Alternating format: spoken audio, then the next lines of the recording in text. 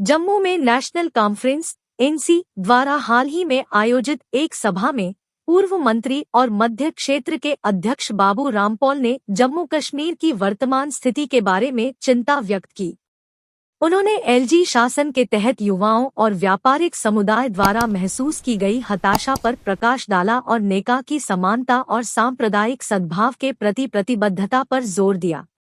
आइए उनके संबोधन और क्षेत्र के लिए पार्टी के दृष्टिकोण के विवरण में गोता लगाए।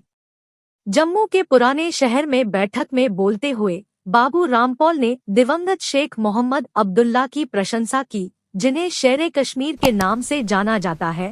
उनके दूरदर्शी नेतृत्व और सामाजिक न्याय और समाज के कमजोर वर्गों के कल्याण के लिए उनकी लड़ाई के लिए उन्होंने शेरे कश्मीर के सांप्रदायिक सद्भाव और जम्मू कश्मीर के तीनों क्षेत्रों के एकीकरण के साथ साथ समाज के सभी वर्गों के बीच समानता पर जोर दिया। रामपॉल ने समर्पण के साथ इस विरासत को आगे बढ़ाने के लिए डॉक्टर फारूक अब्दुल्ला और उमर अब्दुल्ला की सराहना की। वर्तमान स्थिति पर निराशा व्यक्त करते हुए रामपॉल ने कहा कि जम्मू कश्मीर का विशेष दर्जा समाप्त किए जाने के बाद उसके लोगों से किए गए वादे पूरे नहीं किए गए। धरातल पर प्रगति की कमी ने लोगों को अपने मुद्दों को हल करने के लिए संघर्ष करना छोड़ दिया है।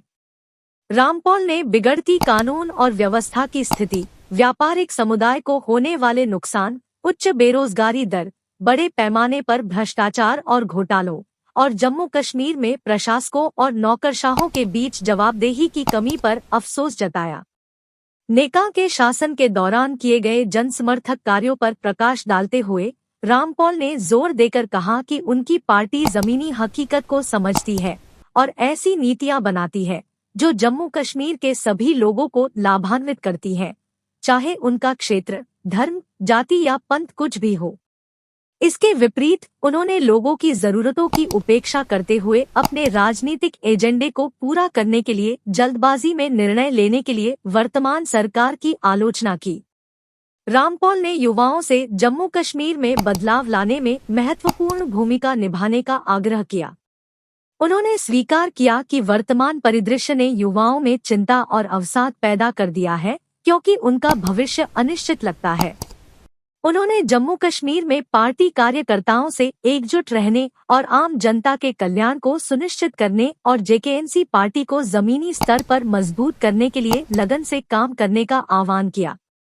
जम्मू जिला शहरी के समन्वयक और जेकेएनसी के जोनल सचिव डॉक्टर विकास शर्मा ने उन दबावपूर्ण परिस्थितियों पर प्रकाश डाला जिन्होंने लोगों के लिए जीवन को बेहद कठिन बना दिया है।